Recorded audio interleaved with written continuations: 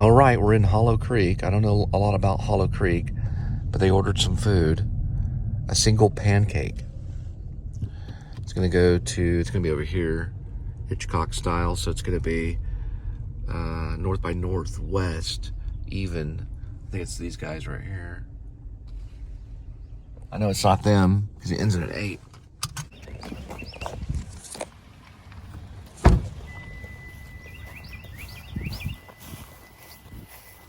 I mean, I'm not claiming to be James Knocked Away or anything like that.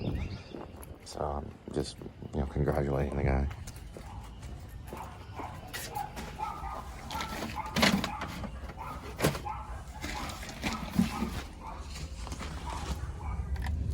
But it ain't free. I mean, I do not aspire to be knocked away. James Knocked Away now. Just like I don't want to be like a mountaineer photographer, like up in the mountain. Even some of the stuff Forrest does, even though I can see how he does it, he walks up there. He literally just walks up these mountains. But it is doable to a certain degree if you're somewhat in shape. You probably can get up some of those mountains. He seems to do. He shows himself doing it. He has a drone, and he films himself. Videotapes himself doing it.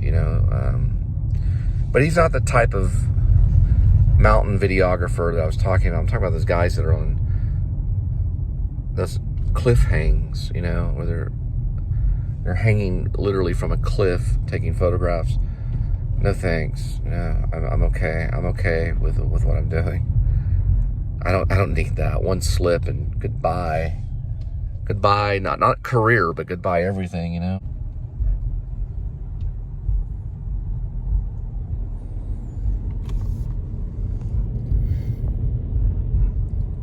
We do is about as dangerous as probably what a stand-up comedian does, And believe me, it can be dangerous. Being a stand-up comedian can be very, ask Chris Rock.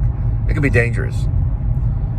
You got to watch which wife you talk about in front of who, You don't want to just go blabbing, talking about a woman's hair. Especially a stand-up comedian. None of them do it now. Especially if there's guys in the room named Will. But that's about how dangerous it is. It's maybe a little bit more. Stand-up comedians usually don't carry around their smartphones like this. They might a little bit nowadays because of social media. They probably do. Never mind, I take that back. They probably do. I don't know. It's hard to say. But it's about as dangerous as a stand-up comedian. But a stand-up comedian, they do get heckled. Sometimes they get stuff thrown at them, from the audience and stuff. Look what happened to Richard Pryor, is running down the neighborhood with his hair on fire. You never know. You never know.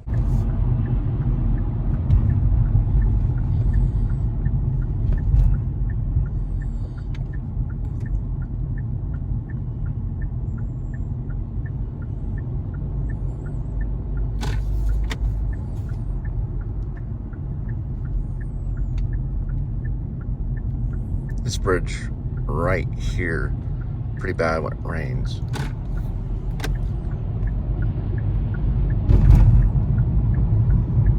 Or when it, torrential rain, it doesn't do very well.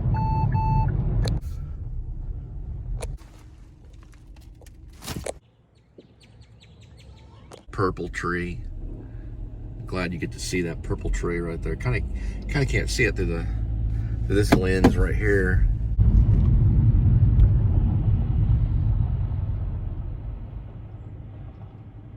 Going to be a judge or anything because I haven't been able to release Lynn Driver because I can't talk Linda into getting in the bathroom and doing narration. And I'm also talking about this in front of the 7-Eleven. But it's pretty difficult. We got 7 minutes so far. I'm feeling like a Peter Jackson. This could take some time. I'm not blaming Linda or anything. I'll show you how much I can get gas I'm buying. I guess that makes, you know, well, it's $3.19 a gallon. I'm not going to show you how much I'm buying. I'll get to the point in just a second. Sit here. I mean, Linda's like, I'm going to work at this fast food place, blah, blah, you know, and all this. I'm like, okay. But you understand that we have a possible feature, you know, this can work. It can work, you know. It's like you got to talk sense into your actors that absolutely do not have, like, any belief that it would work. I got to go for a second. Anyway, that's what I'm trying to say is you got to talk the actors into believing in it, and then once you can do that, then you're pretty good. And I got to go to the mall. It looks like we're going to pick up some American cookies. Anyway, she still wants to do it, you know. She'll still do it, and she did an okay job. She got through it. We finally got through the word apocalypse, you know. We were able to say that, and then because that was the only word I wanted, just to be clear, because it's a post-apocalyptic film about this lady that's a DoorDash driver that's making her own film about the post-apocalypse. And it's in black and white, and she's dropping food off at people's, or abandoned houses. There aren't even really people around in it. So, you know, we got that part down, I think. I think it's pretty clear in the opening, the way that it is. So, not a lot of, there's like 3 actors in the whole thing. So, like, you know, as soon as she's like, okay, like I already gave her the dialogue. It's almost been like a week. Still no attempt to, okay, when are we going to record it? You know, nothing. You know, so. Because of her hours of operation being super, super early and then being very tired afterwards, you know, I guess I'd really, you know, be pushing it, you know, to be like, okay, we're going to record, you know, because then there's frustration, you know, like, or exhaustion. So what I'm doing is waiting for a day off, and the last day off, we kind of got the sniffles, so we had to put everything on hiatus. So we're getting better now, so we're waiting for another day off, and then we'll have that window open. So how I'm going to approach this is probably maybe how David Lynch approached Eraserhead, because of film stock and stuff, and because of timing. It's a window. It's about windows. I don't mean Microsoft. I mean like windows that open. Not like physical windows, but we could deal with that. But like windows as in a window opening, like metaphorically, a time opening to where this looks good, nothing going on, we got the dialogue, let's record. It's going to be that kind of thing. Then we'll have another 7-minute burst or 5-minute burst that will arrive again, you know, in black and white with some narration. And we'll just keep doing that until we get to the scenes, put the scenes together, and we got ourselves a 40-minute, maybe a 45-minute feature. Because that's a shoestring budget life, man. And that's how it is.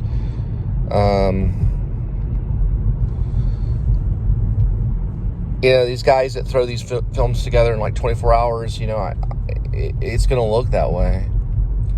But that's part of their little manifesto or whatever it is that they're doing. I'd rather not. I'd rather wait, even if it takes a year, you know, because you want to wait for that window. Do you feel good about it? Yes, she feels good about it. Okay, here's the narration. Here, start reading. Let me direct you as you read. Okay, let me stress this and blah, blah, blah. I've got enough right now for the whole feature. I have enough footage for a pretty strong feature as long as I get the narration. So at least, you know, at least it's a feature, and then it's being released and it's on YouTube and you can watch it and say what you want to say, you know, because you can't start off just making these mad masterpieces, you know. But some of them do. You know? Looks like the mall is like a lot of malls nowadays. So doing zombie films right now is like the hot thing, because look, this all right here could be taken advantage of for a zombie film. All I gotta do is just bring everybody. Look, the mall's closed. They're not gonna care. Right here, what the world? This is a open, you know.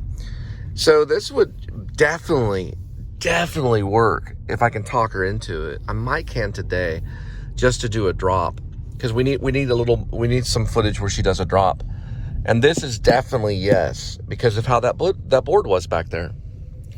But it would have to be, you know, pretty quick, you know. But we could definitely do that. Look at this stuff too right here. Now there is still the mall. The mall's still going on. This is Hewlin Mall. I've seen a lot of movies out here. This is kind of a mall where I'd take my high school girlfriend. You know, we go walking around, just kind of doing the walking around thing at the mall. I gotta find American Cookies. Sounds like a movie. What's this guy doing right here? Yeah, he sees me with the... You never know. The guy turns into like a kind of like a monkey. I got a Beck song going on in my head. All right. I wonder where American Cookies are. We expanded this area since the 90s. It's only been here a few times since then. The waterfall's not working anymore either. This would be too busy for Lynn, but over on the other side, it might work. The fountain alone might, but see the fountain's not really. Maybe some staircase stuff here, right in front of the Victoria's Secret. I find American Cookies. I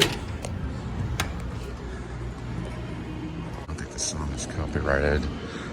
It could be, but I don't think they care on certain songs. We're about to hit the food court. Okay. Yeah, there they are.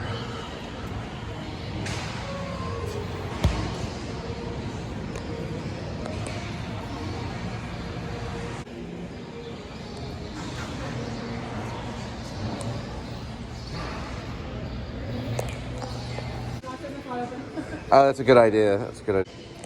Yeah, keep me from digging in there and eating a couple cookies myself. American Cookies. The great American cookie.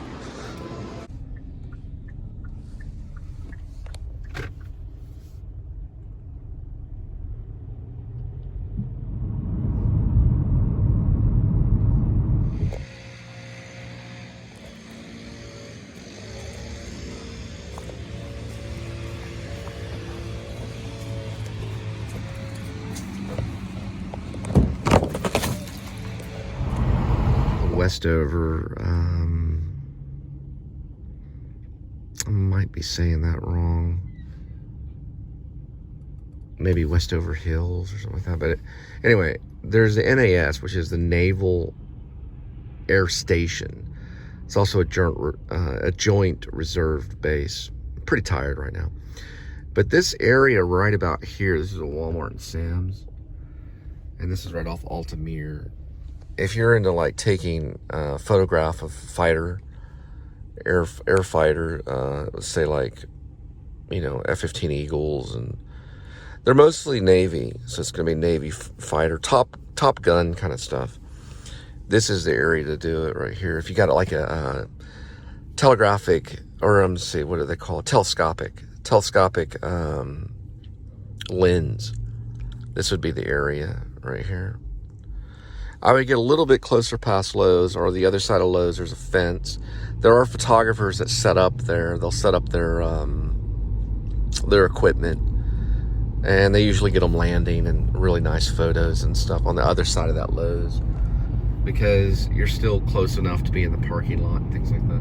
You can also get really good sounds of aircraft taking off, you know, jet fighters taking off into the air at a high speed right through here, because they're going to come down pretty low right past Green Oaks, where that 10 is over there. They usually sell barbecue at times, but here it is. It's NAS. It's a naval air station. We're pretty close to here. I've lived over here for many years. This is like returning back to an area that I lived in. I don't remember it being a naval air station, Joint Reserve Base. I thought it was an Air Force. Maybe I'm learning it now, but that's the title of it right here. It's Naval Air Station. But they're taking off all day because of Ukraine and all that stuff. They're practicing, and a lot of that's, you know, I don't know if the Ukrainian air fighters, you know, the pilots are training here or elsewhere. I have no clue. But the rumor is, through the media, is that they're bringing over Ukrainian pilots to train to defend their country. So we're teaching them dogfight and teaching them strategy and how to protect themselves. But who controls the sky controls the war. So, and they've got these air bases all over the nation. So this is just one of the many. But you can hear them. It's day and night. There was an accident that happened. They recovered from it, but it was a lot of the naval aircraft hovers, so it can hover down onto the tarmac, or it can hover down onto an aircraft carrier. And what happened was it either got stuck on autopilot or whatever, and it was just hovering, and it wasn't descending. So the pilot only could do it for so long, and then he ejected, and the plane did fall and crash, but it didn't explode. They were able to recover it. And then the air, you know, of course, the pilot went flying. It was considered an error, and he survived. It made national news. It was a weird weekend, that weekend too. But he survived it, and it was just, you know, they're constantly learning and everything. So hopefully this battle or this war with Ukraine and Russia will help us advance in aircraft technology, which is probably something we need to do anyway. We never really ever stop going to war, you know. We kind of have these little moments of peace, which kind of is what this is in a little way, but we still have to help other countries. So because of NATO, we're at Tommy's. NATO is a promise that we've made for quite a bit of time.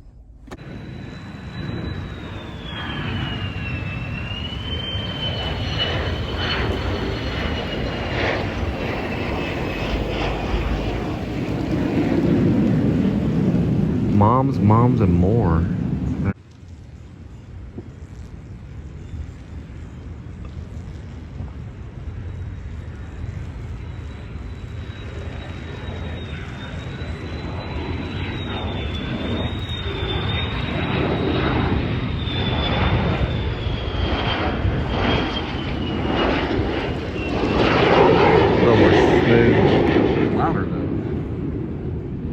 Louder but smoother. Probably a little more power and coming in that way. Lyndon B. Johnson right there. Call LBJ. Thanks. Do I need a sign? Yes. There you go. And there's some stuff there. Can't tell who's being dropped off right there. Looks like FDR now. An old plane. Yeah, FDR, I think. This one looks like a tough one. Same error as that one, though. That's probably the same war, World War II, probably. Here's some of their aircraft. Lockheed Martin F-22. Going to something every day. It has like a triangular kind of effect right here.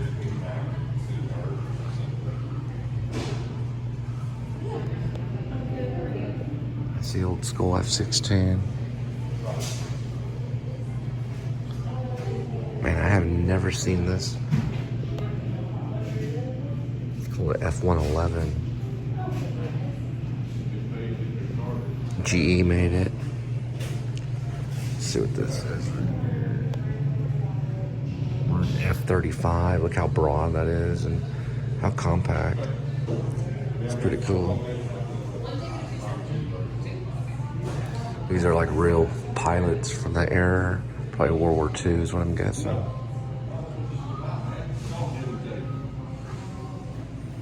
World War I for sure.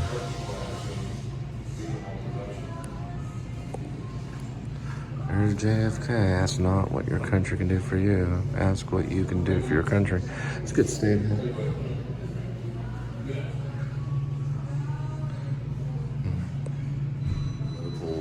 2023 showgirls for TCU.